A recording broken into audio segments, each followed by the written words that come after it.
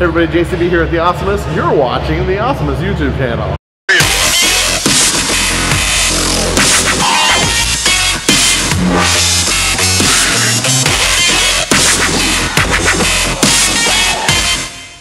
Today I'm filming a first impressions video of Universal Studios Hollywood.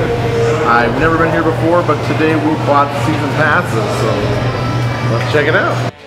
This is going to be kind of a first impressions video since I had no idea we were going to end up here on this day, and it just kind of happened. First things first, the city walk, I feel, is much more enjoyable than things like downtown Disney, as this doesn't just feel like a path to the front of the park. This really does feel like an actual functioning mall, which it totally is. Not only does it have far more variety of the types of stores and restaurants you can visit, like for instance we have Bubba Gump Shrimp Co. here on the side, but there's also like a Taco Bell and other fast food places if you want to eat that kind of stuff. There's all kinds of different stores you can actually buy things you might actually want. It's not just things like Build-A-Bear Workshop and the Lego store like they have in downtown Disney. So you'd be forgiven if you didn't know this was actually City Walk and not just any average mall. That is, of course, until you reach the giant spinning globe. It kind of gives it away, I think. This is a really cool piece you walk past, which is why so many people are standing in front of it to get their picture taken. And then you just have this short walk down the red carpet into the main gate, and suddenly, boom, just like that, you're basically inside. It's a pretty cool setup. So, very busy today. It's Veterans Day though, it makes sense. The park was packed to say the least. I don't know if it gets busier than this, but it was hard to move from point A to point B without crashing into a stroller. My wife, Ashlyn, has been incredibly stressed about work and stuff, so she had mentioned she wanted to go to Universal Studios, and we just kind of decided, okay, let's go to Universal Studios. And we'll see Beetlejuice Man over there. Oh, it is? Yeah. Someone must have said it 3 times. Oh my god, he looks horrible. Just say it 3 more times or he'll go away.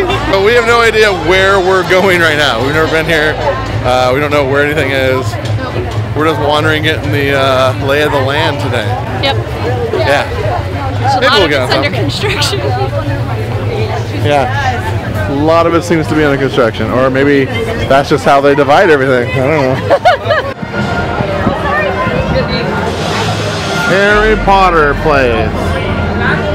I'm not a huge Harry Potter fan, so a lot of this was just like foreign to me. I didn't really understand a lot of what they were trying to convey, but I do see a lot of the great craftsmanship and excellent theming that goes into the things Universal Studios Hollywood does. I'm not sure this would actually be able to be pulled off as an actual movie location if they wanted to in a future film, but I really don't think that's the point. I think this is just to give the fans a cool likeness to play around in and kind of role play in their Harry Potter robes, which a lot of people were doing that day, and everyone was buying wands and flicking them at stuff in the windows. It was a lot of fun to see, even if it all was foreign to me.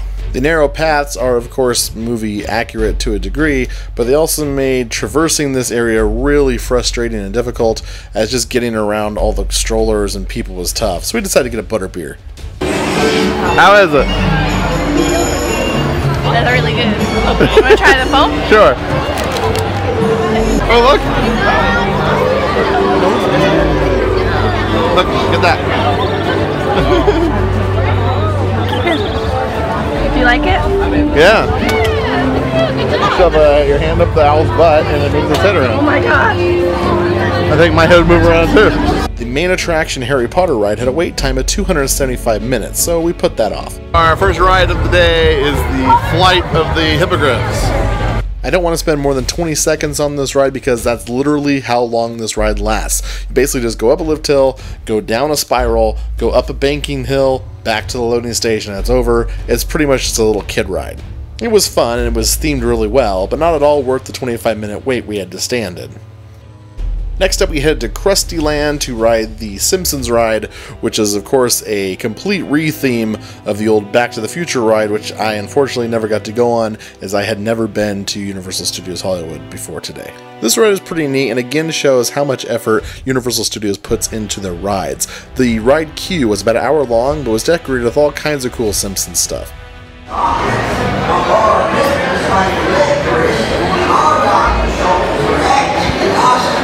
So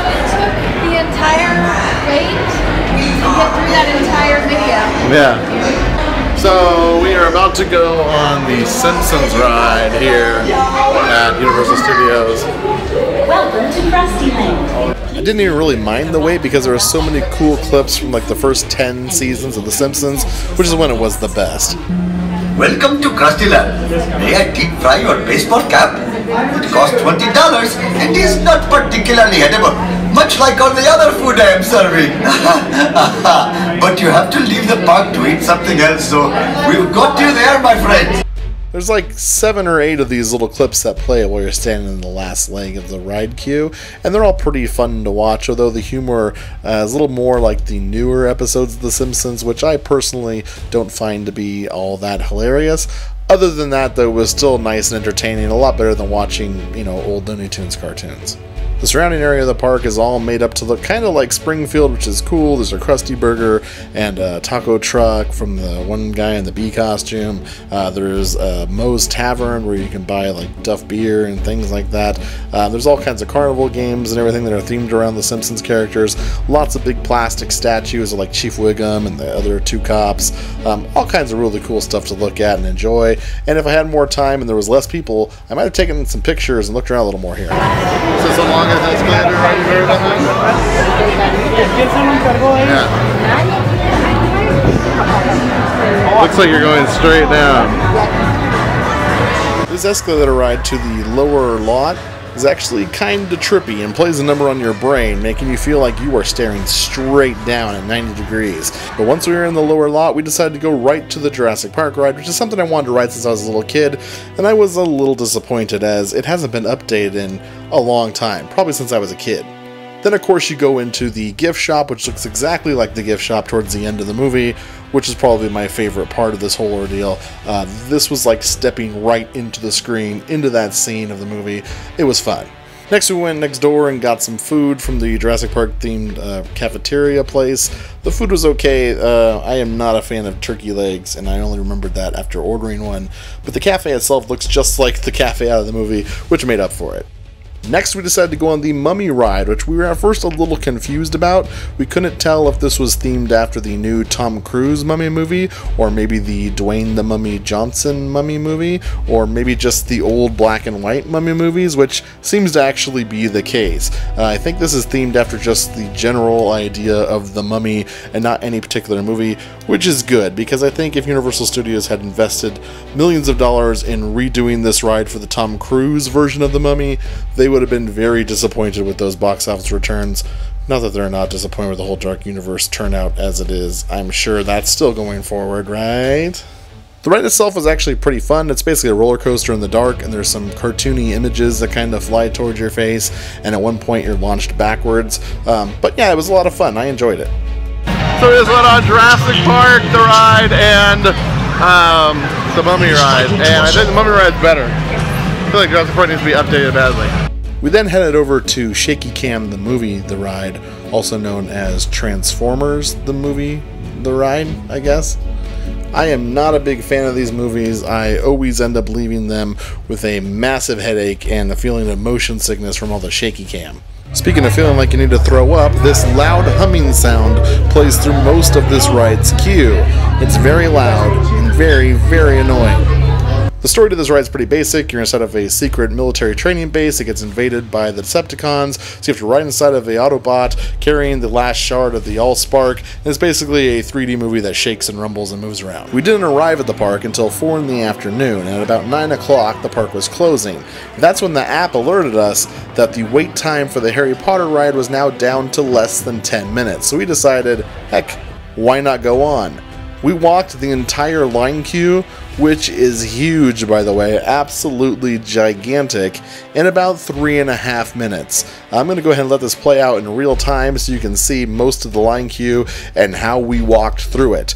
Basically, the Harry Potter ride is a mixture between the old Haunted Mansion ride at Disneyland and the Soaring Over the World ride at Disney's California Adventure. By that I mean it has a big curved screen, and you sit inside of a floating harness type contraption. that then floats you forward and backward towards the screen and then turns you away from the screen, where you interact with actual sets and moving props and things more like a traditional dark ride have. And it kind of mixes back and forth between the 4D, 3D screen and these actual real-world props and set pieces. It's actually a really neat, very well blended experience that I think works really, really well. There's also some other elements like hot air that blow in your face and lighting effects and things of that nature that are all part of the experience, and I really do think this is where Universal shines, as these sort of interactive 4D rides, and it does show because that's mainly what the park focuses on. There's not very many roller coasters. I think there's 2 if you count the Mummy. None of them go upside down. This is very much a LA Hollywood movie industry version of Disneyland. Now maybe this is just a fluke and it doesn't happen every time. I mean, I am a newcomer to this whole park, but it does seem like if you want to ride these busier rides, just wait till the end of the night and get on it when everybody else is going home. As long as you're in line before the park closes, you can get on the ride just like every other theme park in Southern California. This is definitely the way to go about this ride, considering how huge this line queue was. Now I know why the wait time earlier in the day was like 275 minutes. That's insane. Now I do feel like maybe we missed out on some of the little things that happened inside the line queue. I know they have a lot of little Easter eggs and stuff from the movies that I probably wouldn't get anyway, and maybe if you have one of those wands, some of these things are more interactive. I don't know, and I bet a lot of fans don't mind waiting in a long line like this when there's so much detail to look at and so many cool little things to notice that are part of the story, part of the movies. But for me, this was definitely the ideal way to experience this ride and this line in particular, because I don't know what any of this stuff is, to be honest with you. Oh, I should also mention that before we went on Harry Potter, we actually went on the Walking Dead maze thing with live actors playing zombies and stuff. That was okay. We only waited about 5 minutes to get in, and then it only took about 5 minutes to walk through it. I wouldn't have wanted to wait any longer than that, though. It really wasn't worth much longer of a wait. I kind of know what this is. Kind of. I know that in the Harry Potter movies, newspapers have headlines with a main photo that is like a video that loops, and that's what this is, right? In total, we waited in line for this ride for about 15 minutes or so. The app is actually pretty accurate, and I saw a lot of people getting little papers that you hold in line to update the wait time, so they are definitely on top of it. This talking hat thing kind of pissed me off because, of course, as soon as I approach him, he stops talking. And he looks really cool when he's talking, so I thought maybe I could wait here and catch him, but the line was moving so quickly that by the time he started talking, we started moving yet again. I was not kidding when I compared this ride to the Haunted Mansion at Disneyland. The loading station is almost identical, other than the fact that the carts are way more advanced. So, we just went on the Harry Potter ride? What's it called? No idea. No idea what it's called. We'll find out later. We went on the Harry Potter ride, and that was probably the best of the video. Like basically you're watching like a 3D movie while you get shook around. Those kind of rides. I want to vomit. Yeah. But do. It was the best one though, because like with the branch like swung into your face and stuff. That was all like practical things. They weren't just 3D moving. I just got too hot in the moving in the hot. Oh yeah, they kept blowing hot air in your face. Because I'm gonna throw up. Yeah. So she feels sick, but I had a blast. That was fun. Park's closed now. We're gonna try to find some water so she doesn't throw up. I'm gonna throw up. And then we're gonna head home, I guess. It was pretty fun. All in all, Universal Studios is a pretty fun time. We were only there for about 5 hours, and I feel like even though it was crazy busy, we got on a lot of rides, and that there's not very many rides to begin with. And I realize a lot of the acreage is taken up by things like the City Walk, and of course the actual functioning movie studio that is still very much a part of Universal Studios. That said, I feel like you could see and do everything in about 2 full days. We'll probably be doing... Why are you running me into people? Go ahead. We'll probably be doing more videos from Universal since we just got season passes. So you can expect more videos from Universal Studios Hollywood. And be sure to like, comment, subscribe if you want to see more videos from Universal Studios Hollywood. And until next time, keep being awesome. I just wanted to do a quick update video explaining to you guys kind of what's going on with the channel, what's been going on with the channel. Why is that so crooked? So I just want to make a quick little update about like the channel and myself and life and where everything's been and where it's going and all that happy stuff. And I want to apologize right at the start of this video because I know there's going to be a lot of jump